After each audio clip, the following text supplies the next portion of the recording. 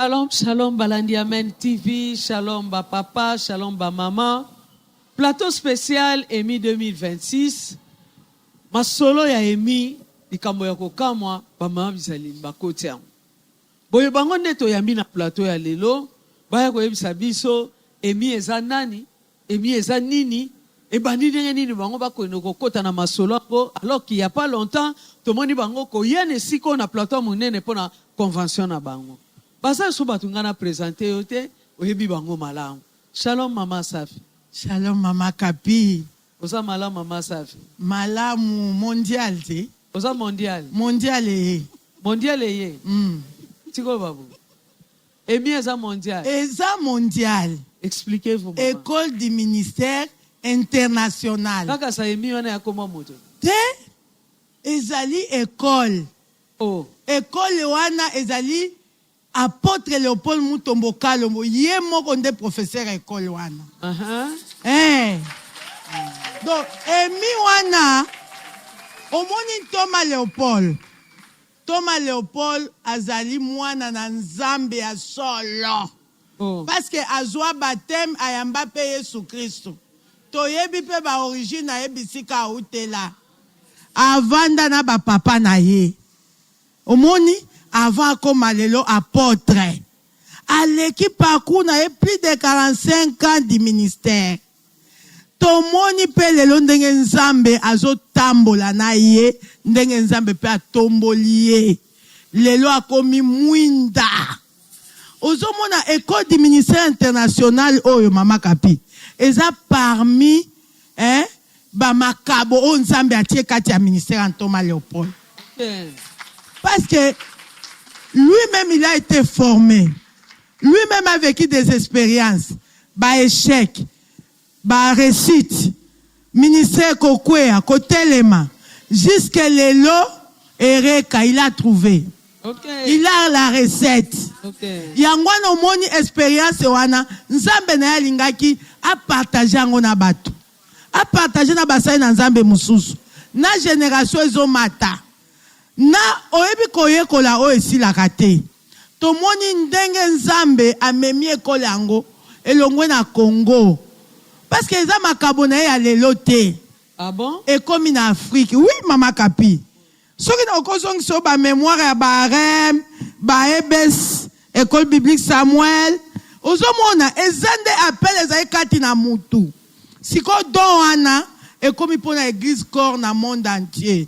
Yango to bengango école du ministère international. To mona ki siko ba africain ba komi koya. Après to komi komona batu ya Colombie.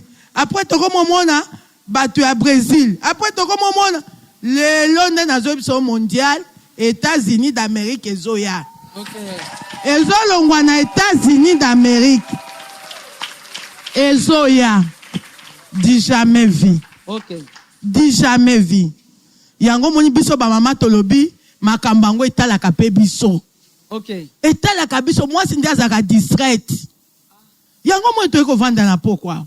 Yango moni to ko vanda na pokwa po makambango balobi. Et tel a candé biso, mais on dirait biso to salaka, moi discret. Maman Josette Kaya, shalom maman. Shalom mama Kapi, shalom bana papa nyonso, na bao bao tala biso, awa, nakuna. Shalom, shalom. Maman Josette, et il vous est arrivé à tambolana papa na école du ministère? Ouais, et c'est comme l'angai. Et c'est comme là. Ouais. Tant que Bobimagi libanda wana maté yango zakine tindegeni. Je pose à moi école ya muké, pesa biso expérience.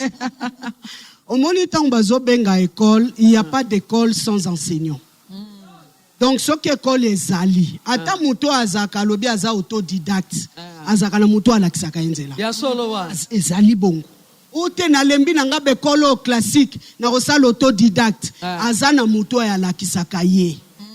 Alors ce qui est totalement bien école du ministère international maman bengi mondialiste ana benga apôtre Léopold Mutombo l'internationaliste. Omoni ba relation internationale. Oh ba sala relation internationale. Ba yekola yango. Mais apôtre Léopold Mutombo, c'est la relation céleste.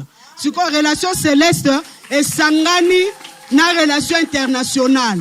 Et bimi selibiso école parce que école ezali susu ezakaka wana na RDCT école et bimi libanda. OK. Nazaki na occasion nazoki occasion ya kotambola na apôtre. Tokendaka na ye na emi ya Kenya. C'est là que j'ai été marqué.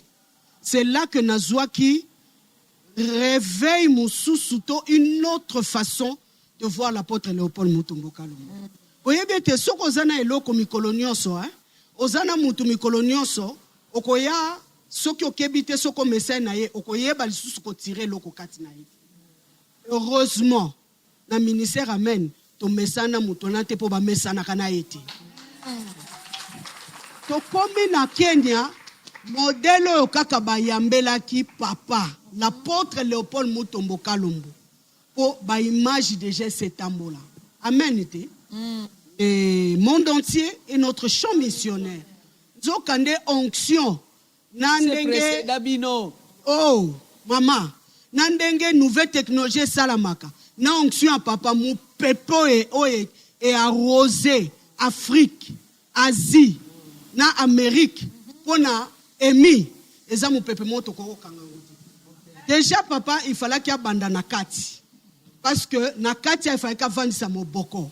Tango abimi na kati ake na Afrique. Okay. Et puis en Afrique on a tango na accompagné na Kenya maman mateya oyo papa te yaki.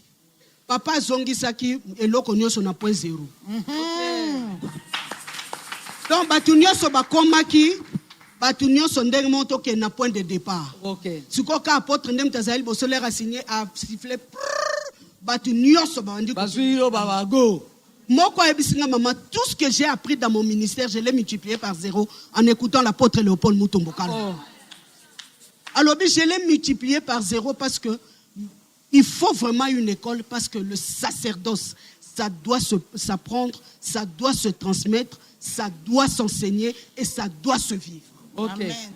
Gazongi na maloba ya Maman Safi. Maman Safi alobi o mbalo yo emi ekeiti États-Unis. Elingi oloba nini boyambi bato ya États-Unis bakoya États-Unis ekoya.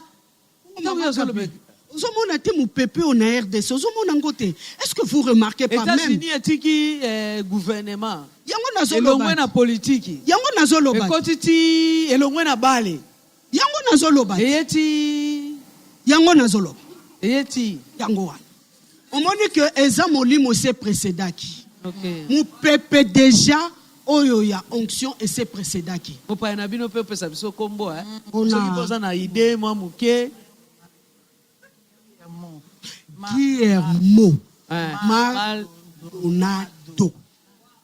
Parce que ça kombo aki ntando te ni poto le photo le Yango bango zwinga malembe. temps. Yango zwinga temps. Ah. Omoni biso ya journaliste so prononcer comme ba mutu mabe oro que se retrouver dans ngana opengeka Guillermo. OK. Guillermo. Donc, ndenge zawana est qui déjà parce que l'onction avait déjà précédé tout ce qui doit se passer en République démocratique du Congo. Et voilà que biso tozao qui est aux États-Unis, gouvernement qui est aux États-Unis, politique qui est aux États-Unis, onction ben des États-Unis. Oh. Na banza télévision azotela biso affiche wana. Wow. Wow. Comprendre que na mouvement nyonso ezosalema na kati ya mboka na biso nzambe aza na kati. Amen. Mpe soki nzambe aza na kati nzambe asalaka makambo te sa mwasi. Amen. Ye makambo toyeli awa. Mama Karine. Oui, Maman Kapi. Teme na bino eza su nini? Thème na biso eza le réveil du temps de la fin. Le réveil du temps de la fin Et la moisson. Et la moisson. et la moisson. L'évangélisation et le salut des âmes. Et puis, La femme du pasteur. ah, et c'est belete. Kasi, Na papa. combien de jours? Pesa biso siko programme. Bolobi ezali école na bateme ebele. Programme nango ezandeni. Merci beaucoup, Maman Kapi. Je dirais que programme Nabiso est banda déjà mercredi, le 12. Eza déjà tellement eza coupure ya ruban eza ka vacation moko le soir et les autres jours ekozala matin soir à partir vacation matin ekozala à partir de 8h jusqu'à 12h. Tokozwa moi break et puis tozongi ti na pokwa.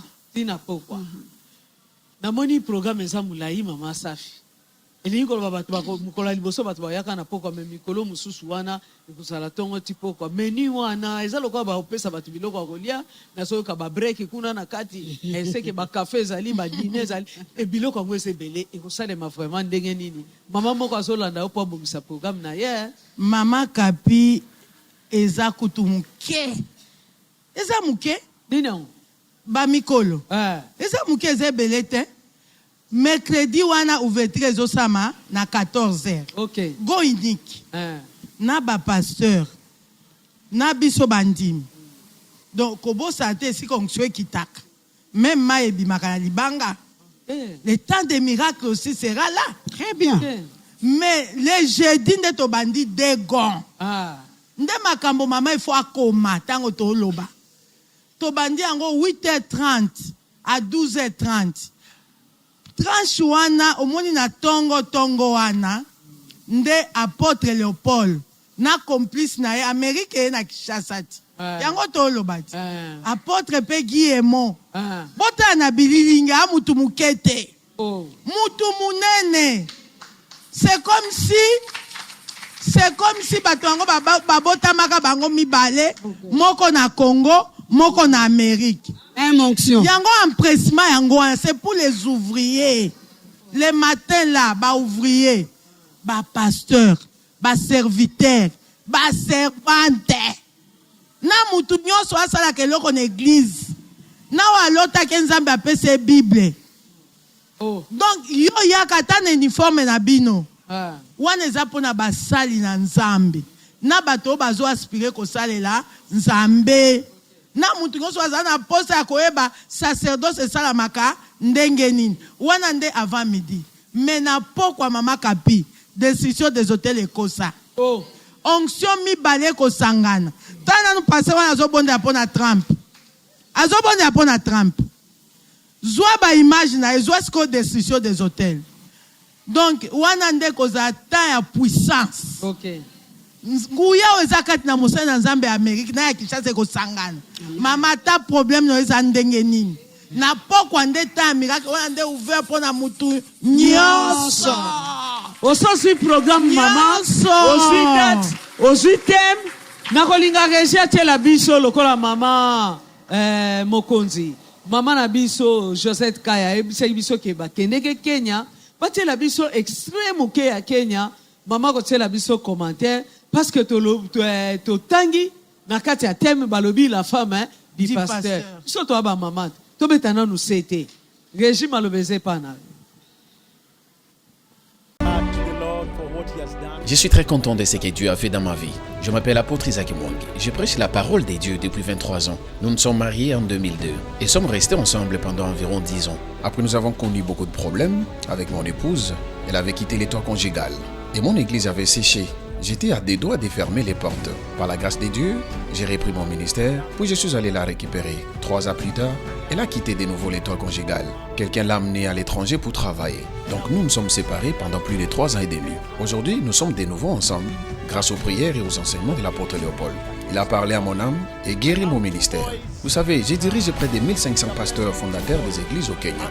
Je suis leur secrétaire général. Je sers Dieu depuis plusieurs années.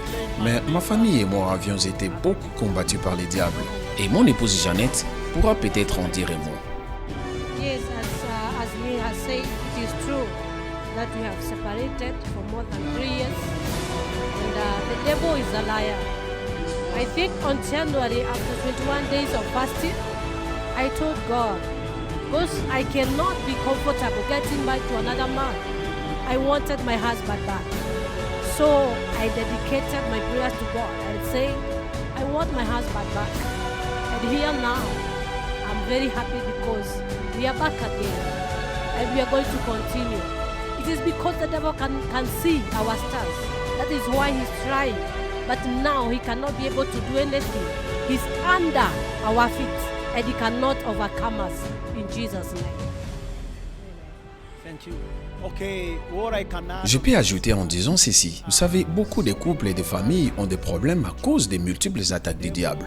Car si la famille est stable, l'Église et la nation le seront également. Nous remercions Dieu d'avoir détruit ses œuvres dans notre famille. Lorsque nous sommes allés accueillir l'homme de Dieu à l'aéroport, j'ai senti le Saint-Esprit me dire que c'est lui le véritable homme qui doit prier pour moi et mon épouse. Ainsi, nous louons Dieu pour tout ce qu'il a fait dans notre vie. Sustaining my ministry and sustaining me.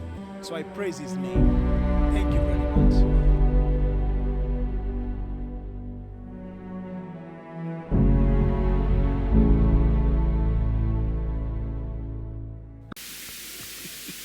Tu vois là où elles sont.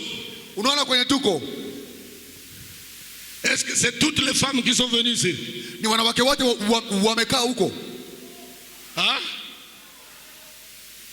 Pourquoi? Kwa nini? Parce que ce ne sont pas des femmes comme toutes les femmes. Kwa sababu si akina dada kama wadada wote. Mais que ça ne soit pas juste le décor. Que ça ne soit pas juste lakini wasikue tu kama flower ya kupamba nyumba. Ou protocole. Ama protocol. Parce qu'il faut que la femme du pasteur soit à côté de son mari. Kwa sababu lazima mke wa pastor akoe karibu na bwana yake. Hapana. Alors qu'à la maison, nyumbani, ils ne sont plus dans la même chambre. Hawaishi kwa chumba moja. Mais à l'église, kanisani, on met les deux chaises ensemble. Tunakaa pamoja. C'est le feu étranger. Hiyo ni mambo tofauti. Le feu étranger. Hiyo ni moto tofauti. C'est le feu étranger. Hiyo ni moto tofauti. Dans le lieu saint. Moto ya kigeni. Hapo ni mahali takatifu. Ici là. Hapa. Dans l'ancienne alliance. In the Old Testament. La femme ne montait pas là-bas. Mke hangepanda hapo. La femme ne traversait pas ici. Hangepanda hapa. Les rideaux a été brisés. The veils were torn. Mais la disposition est restée la même. The disposition remains the same. Haki ni ile ile.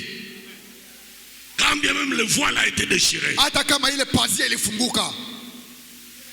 On ne vient pas faire le spectacle. Hapa si sarakasi. Nous montrer là. Kuonyesha watu. Après le culte. After the service. Formalities. Pour que les gens voient. Ili watu waone. Mama pasteur, papa pasteur. Mama pastor na baba pastor. Ils sont bien. Wako poa. Non. Hapana. Pas ici. Si hapa. Dans une fête de mariage, oui. Kwa sherehe ya ndoa sawa. Quand vous allez au deuil comme ça, oui. Mukienda kwa matanga ndio. Mais pas à l'église. Si kanisani. Pas à l'église. Si kanisani. Pas à l'église. Si kanisani.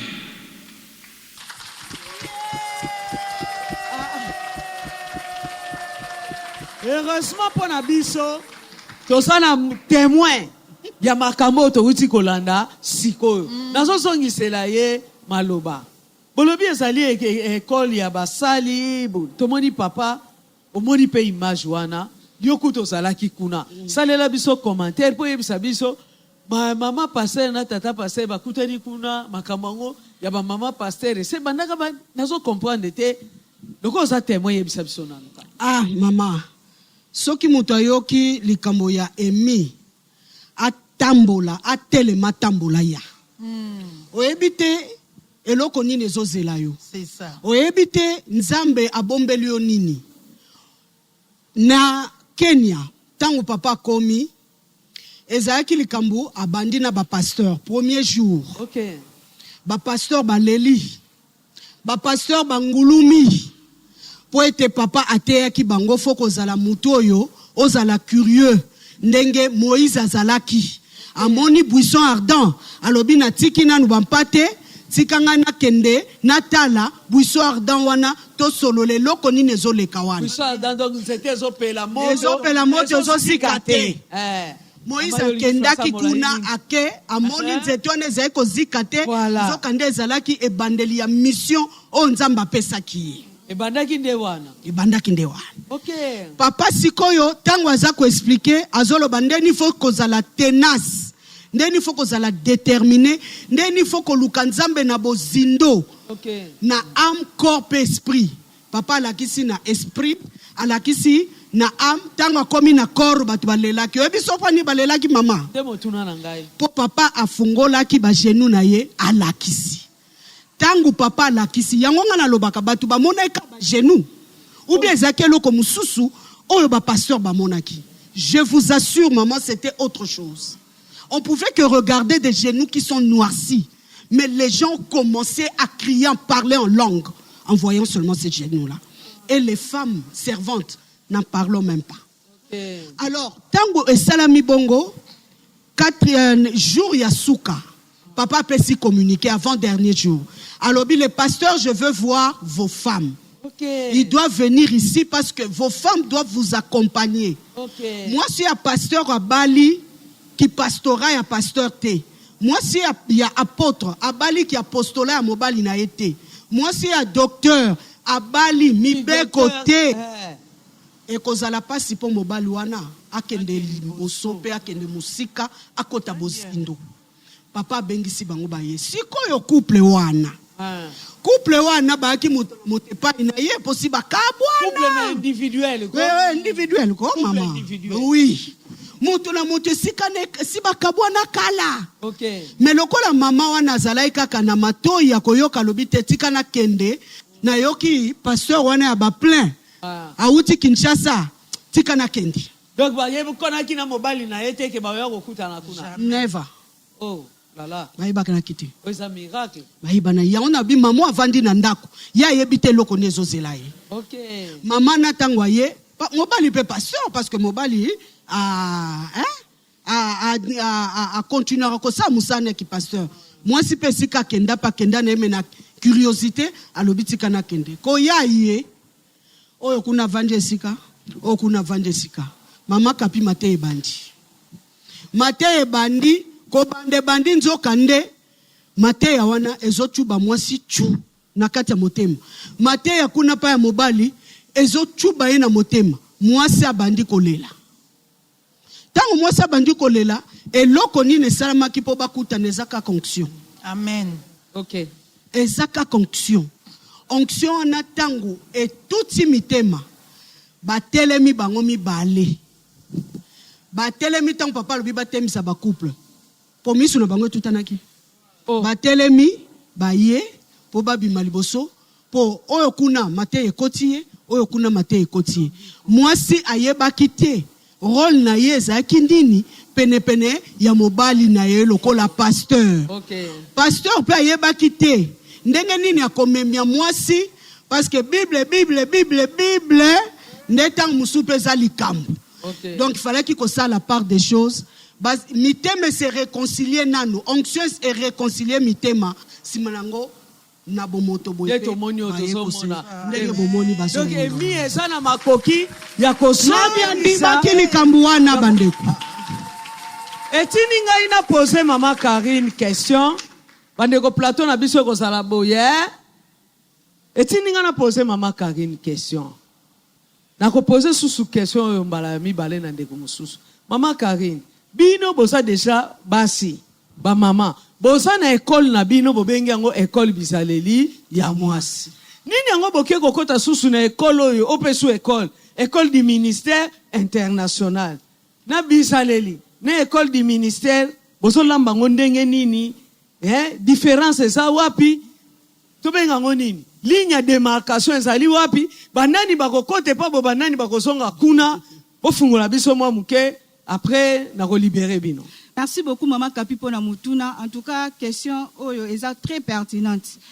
Moi si oyo lobby azaki na convention bizaela moi si lelo ba moni biso toye awa pona ko sala spécial plateau pona Emi. Évidemment maman Kapi na école bizaela moi si ayaka koyekola la féminité de la femme. Bon moi si excusez-moi la tautologie bon moi si ya moi si.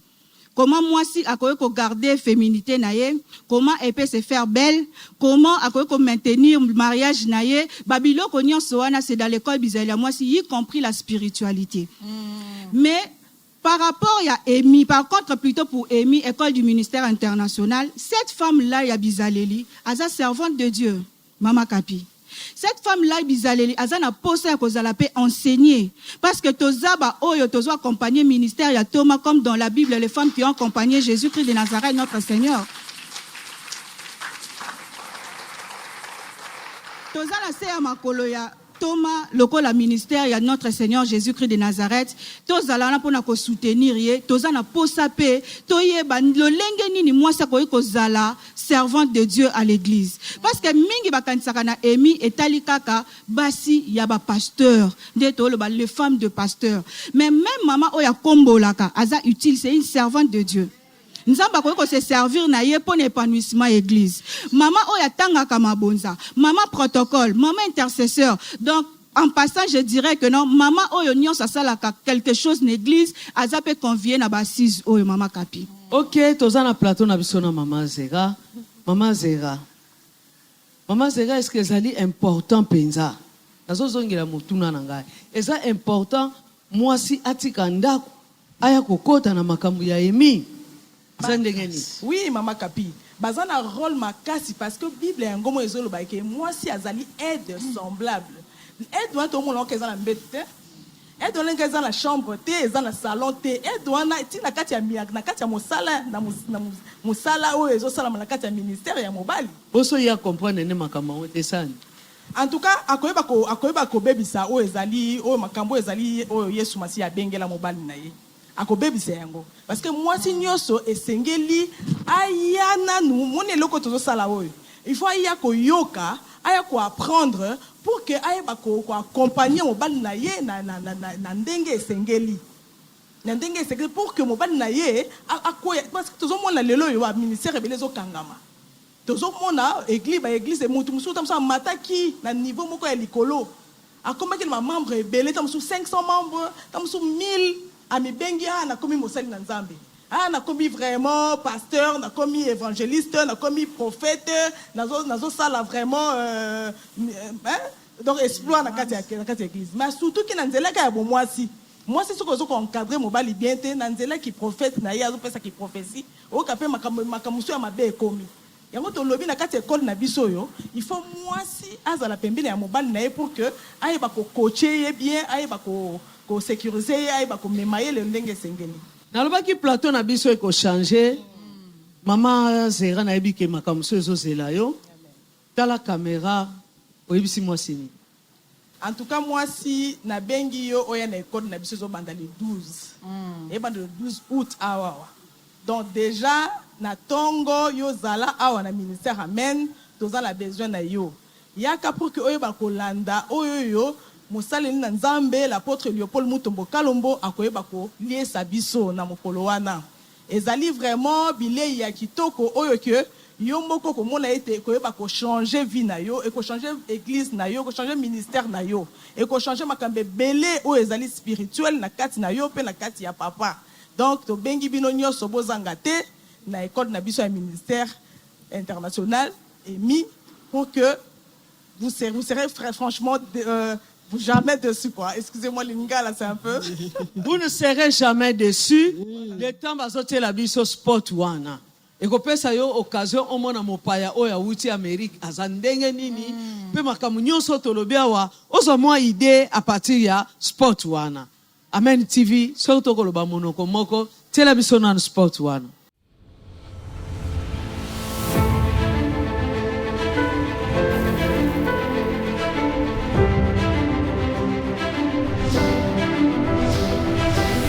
Bienvenue à ce grand événement évangélique mondial de l'année 2026.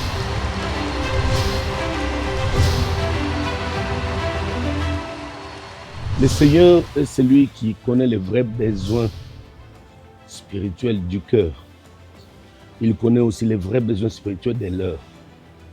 Parce que l'identité céleste se travaille en fonction du temps prophétique et du besoin spirituel qu'il y a dans le cœur. Cette fois-ci, je me ferai accompagner et compléter par l'un de mes chers amis, un grand ami à moi dans l'évangile. Je parle bien sûr de l'apôtre Guillermo Maldonado de Miami aux États-Unis. C'est ce grand homme de Dieu de renommée planétaire à qui Dieu est en train d'utiliser de manière exceptionnelle avec un ministère authentique. C'est un apôtre qui remplit pratiquement, à mon humble avis, les 24 critères par lesquels on reconnaît un authentique apôtre, un authentique roi, une entité céleste. C'est après plusieurs contacts réunis ensemble, nous avons constaté beaucoup de choses que nous allons expliquer et révéler aux serviteurs de Dieu pendant ce temps-là. Pourquoi Dieu a promis qu'au temps de la fin, il y aura une grande moisson. Nous voyons les églises en train de sécher. Il y a un désintéressement, il y a l'apostasie. C'est fort de toutes ces analyses qu'ensemble, comptons sur le Saint-Esprit qui appelle les hommes, qui les établit, que nous avons levé l'option pour ce grand thème, le réveil et la moisson du temps de la fin.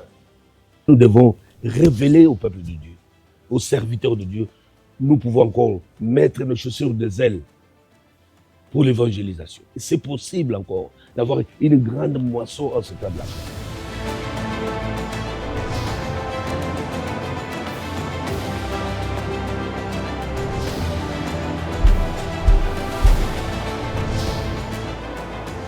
Moïse est tenté de paître les troupeaux de Jéthro.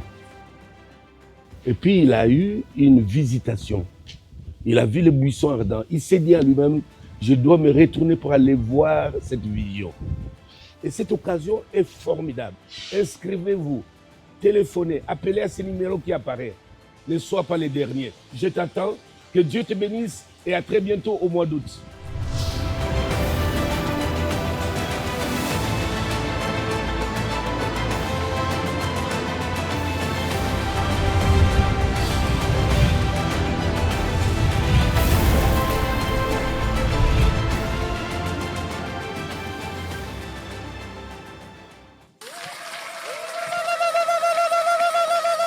Donc twabanza tozwi mwa idée ya baonction mibale oyo ndenge kokutana mpe todécouvrir ndenge nini nzambe asalaka na mosali ya nzambe oyo Maldonado mpe tomoni ndenge nini baonction mibale oyo eza na basimilitude na kati ya mode opératoire na bango. Nalobaki plateau na biso ekobanda kobongola elongi awa nayambi mama Nadine. Mama Nadine, namona yo na EMI 2025 na mukuse teme nango ezalaki ndenge nini elobelaki likambo nini raflechi biso mémoire po bino bamama botiki makambo na bino ya bizali bokokota kuna na EMI. Et tokoti na EMI parce que toza basali. Donc nous avons tout intérêt à okota ngo parce que tolingi toyeba comment est-ce que makambo salamaka. Toza basali faut toyeba ba principe na ba interdit. Ya musala nzambe zandenge nini poto sala musala nzambe malamu tozala ba espèce ya uzate ya mwana mwasi uzasani uza respecta ki ba principe ta ki non simba arche ya mwana ki frapper donc to boy tozala frapper na musala ngo yango tozoya na école EMI poto yeba ba principe ba interdit et to éviter ba erreur poto koya nango te. D'accord. Na tunaki motuna nanga 2000 toza en 2026 2025 ezalaki ndeni 2025 thème nango ezalaki le patriarcat et le mentorat. C'était ça. Et na kati nango momu na nzamba ki ko développer le mentorat a développé qui le patriarcat. Donc le patriarcat ezali autorité organisationnelle oyo nzamba imposa, c'est-à-dire papa du kolo ya bana to lidaka ta famille. Mais tandis que le mentorat eza mutu ndazo ça la choix ya mutu à accompagner par rapport à expérience nae par rapport à un modèle type nae pour na makam oye asala. OK. Donc yango wana nde esaki que mo na nzambe après ça biso ba exemple ebele to moni dans la personne de l'homme de Dieu le deux types esaki remarqué na kata mo nzambe parce que Thomas Léopold na effectivement patriarcat na mentorat parce que le patriarcat c'est l'imposition tandis que le mentorat c'est le choix. Or, on peut être patriarcat et puis mentor. OK. Tu es père et puis tu fais le mentorat.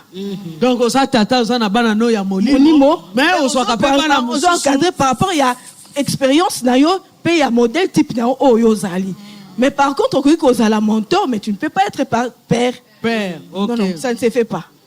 Or, biso tomoni yango na kati ya Mungu na Nzambe. Voilà pourquoi Mungu na Nzambe. Donc tout mentorat n'est pas père. Tout mentorat n'est pas père, mais tout père peut être mentor. De deux.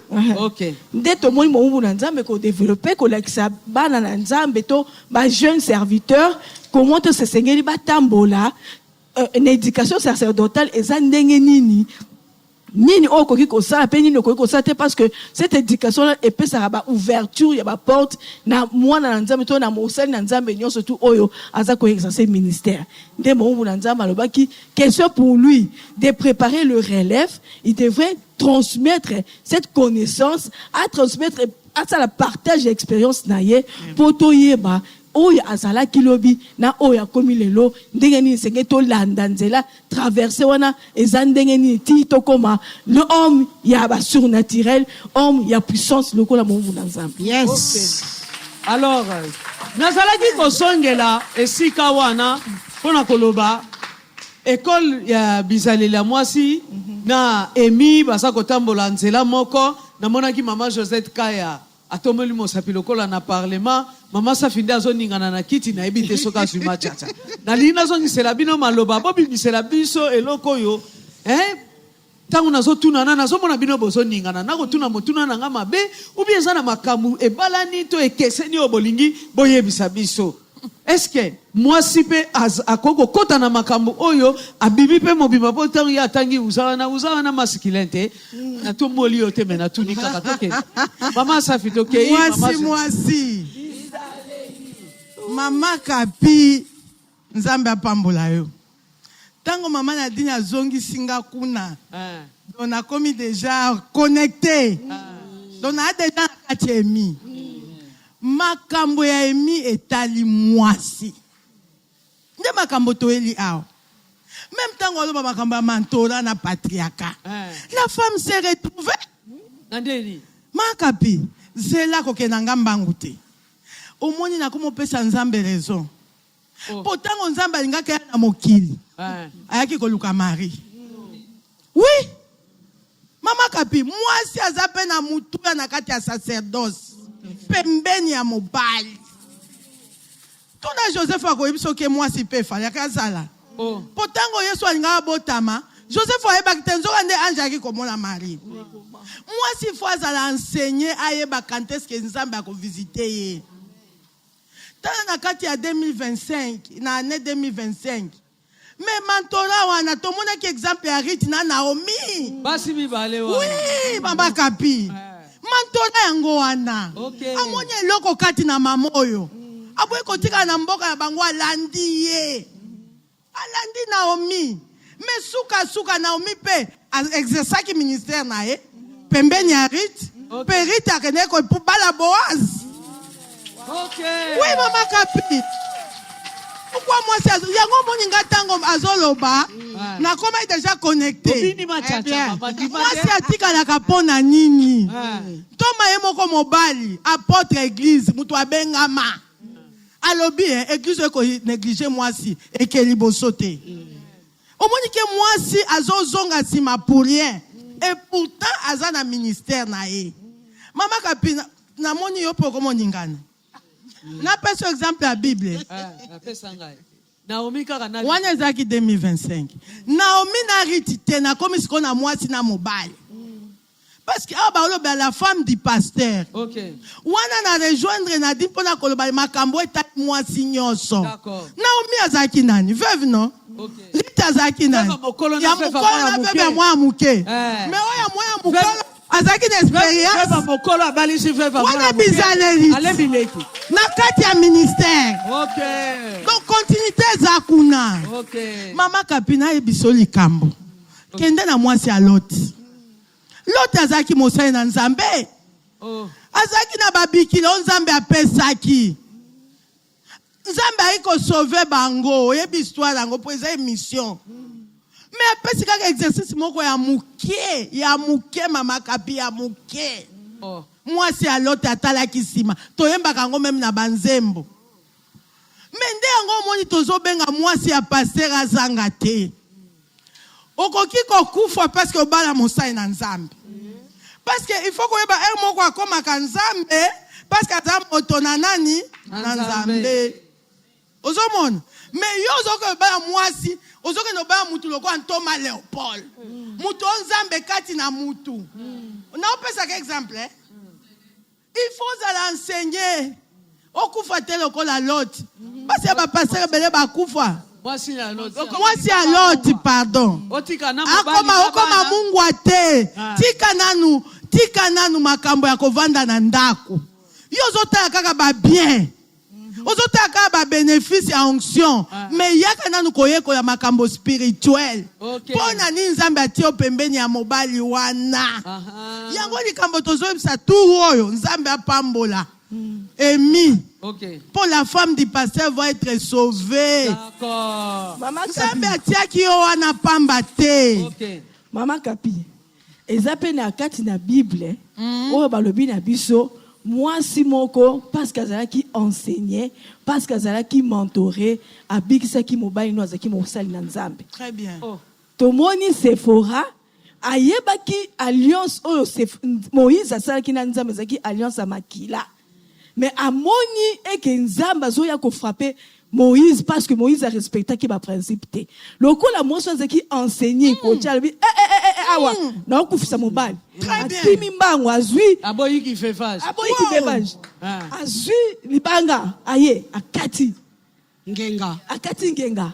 Makile sopani Nzamba tiki Moïse azongi parce qu'il est question de makila te. Et puis azara na kata ba principe na ye. Puis azara na kata ba principe.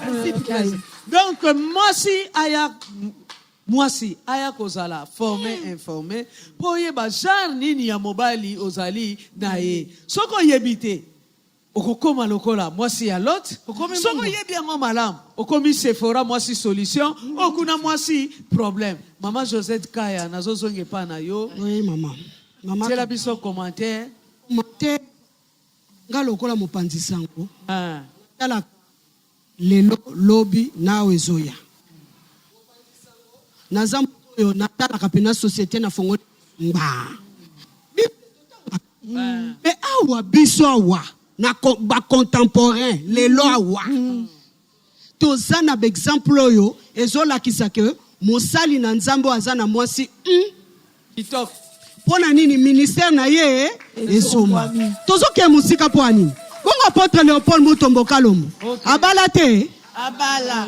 Oh. Maria Mobimba. Yo kansi soki mama mami azalaki enseigné te. Nde tato tozomona ye onction ezokende na Amérique elongoli ba américain pongi. Ça veut dire maman mami c'est une femme enseignée parce que la Bible nous dit la nature ne vous enseigne-t-elle pas. Nature tozomona o ngano tozomona. Yango lelo yo moi si a pasteur azana mo intérêt. Tango lobi mama Bizali ayoko sani na likambo. Webi un jour nga Nzamba yebisanga lobi mondimino liboso eza mobali nayo. Ngabi oh.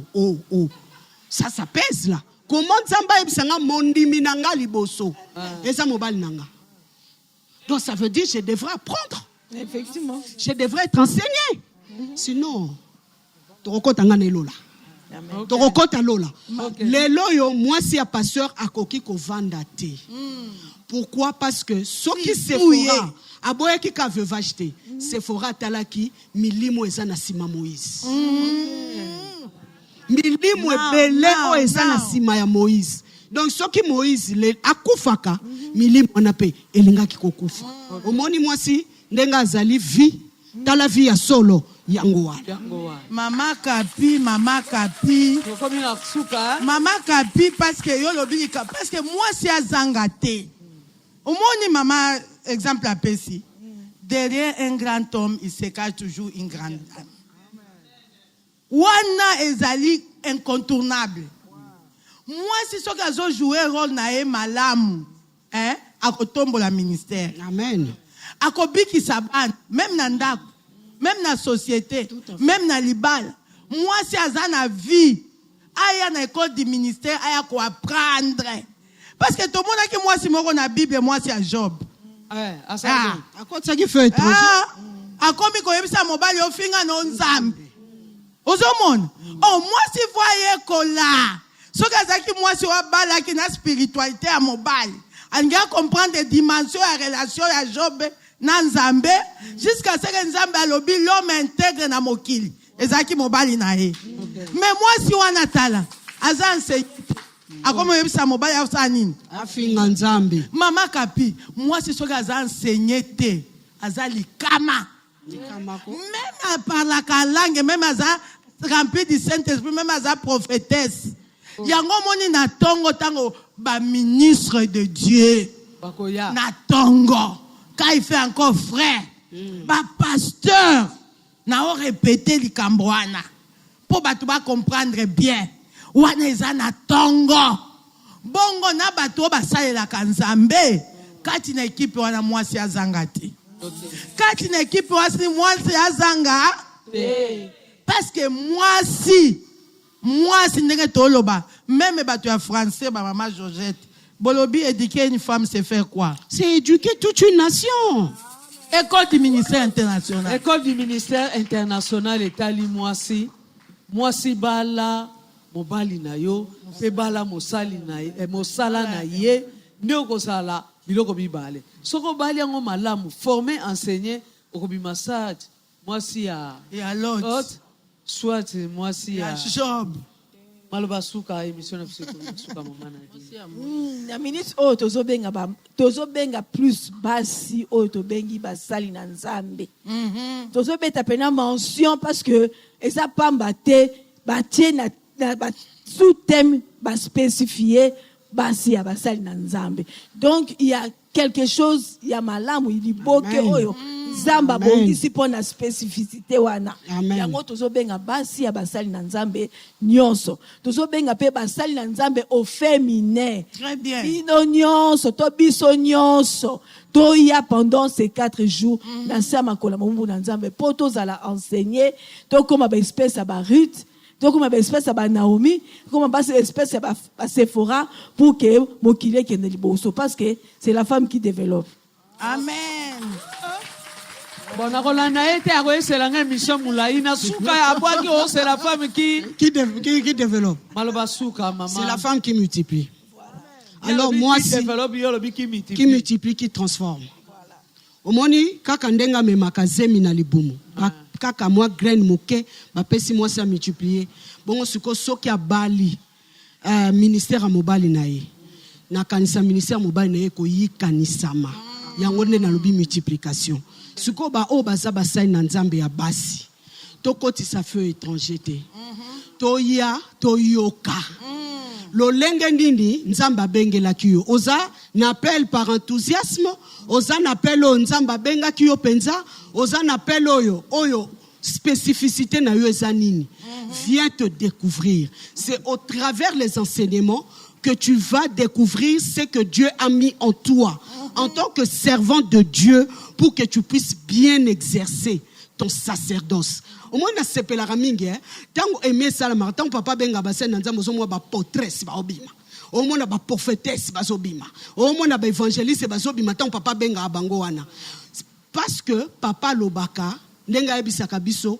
que église oyo mwasi azalite mwasi soka zulu lobanzambe amemi yango na lolenga bonzambe parce que azane loko moko na kati na ye et multipliaka et transformaka bongo soko yoki suli lobo ebimi na onction maman ozala danger donc maman c'est la moment ya impactation ezali moment impactation ezali bonga journaliste ku na oya bongo mosali na nzambe oyo alobi ke nzambe bengi ayate bongo mwasi ya mosali na nzambe ayate donc biso nyonso ezala ngai na lobaki ezala osalaka na entreprise ozo ministère donc on dit ça you are ministering donc ozo salela nzambe na domaine moko boye bongo siko ngape funa ekola kosala musanda ngai na yeba ndenge nini ya kotambola ya kobanga nzambe na lolenge nini parce que apôtre enseignement nae ezali multidimensionnel elongwaka elongwe côté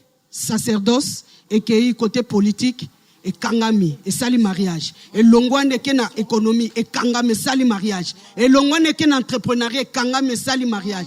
Alors tout ce que nous demandons aujourd'hui, est-ce que na yebite soki congolais moko to congolaise moko ndenga zoka ke kol ezali azanga koya po yekola pour toza na société yo eza na besoin ezala impacté na transformation oyo ekobima na nzela liloba na Nzambe.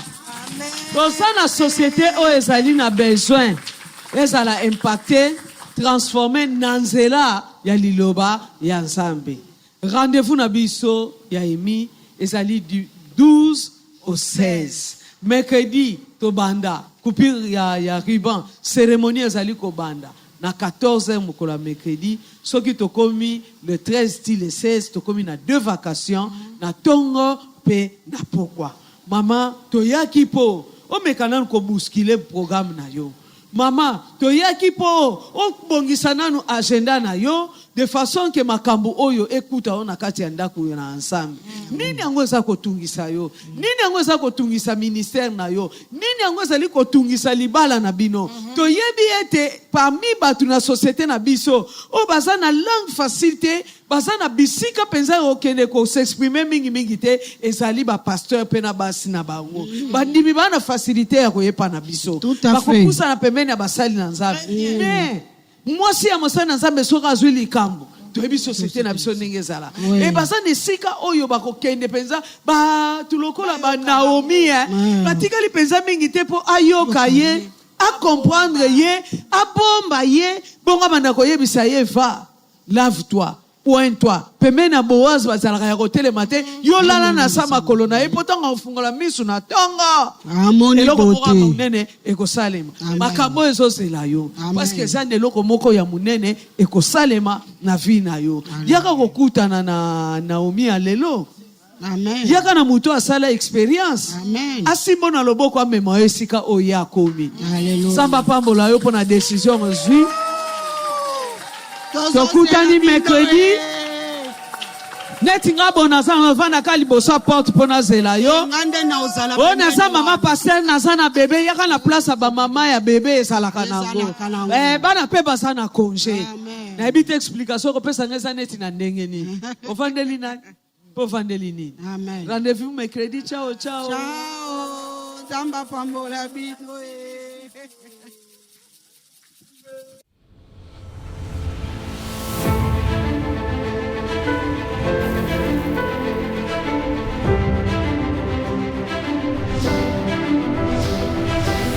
Bienvenue à ce grand événement évangélique mondial de l'année 2026.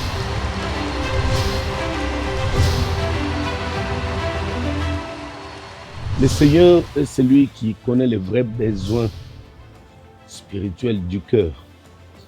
Il connaît aussi les vrais besoins spirituels des leurs.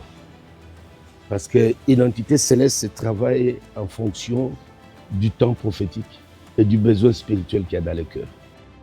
Cette fois-ci, je me ferai accompagner et compléter par l'un de mes chers amis, un grand ami à moi dans l'évangile. Je parle bien sûr de l'apôtre Guillermo Maldonado de Miami aux États-Unis. C'est ce grand homme de Dieu de renommée planétaire à qui Dieu est en train d'utiliser de manière exceptionnelle avec un ministère authentique. C'est un apôtre qui remplit pratiquement, à mon humble avis, les 24 critères par lesquels on reconnaît un authentique apôtre, un authentique roi, une entité céleste.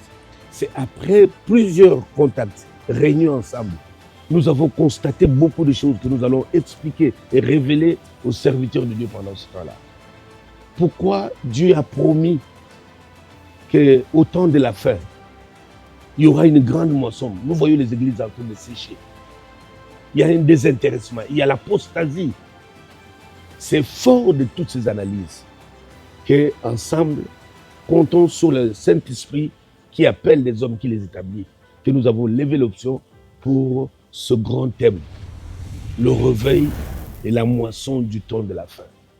Nous devons révéler au peuple de Dieu, aux serviteurs de Dieu, nous pouvons encore mettre nos chaussures de zèle pour l'évangélisation. C'est possible encore d'avoir une grande moisson en ce temps-là.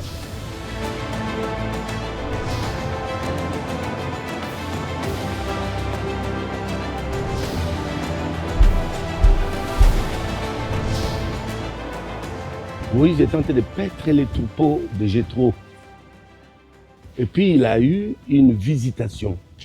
Il a vu les buissons ardents. Il s'est dit à lui-même, Je dois me retourner pour aller voir cette vision. Et cette occasion est formidable. Inscrivez-vous, téléphonez, appelez à ce numéro qui apparaît. Ne sois pas les derniers. Je t'attends. Que Dieu te bénisse et à très bientôt au mois d'août.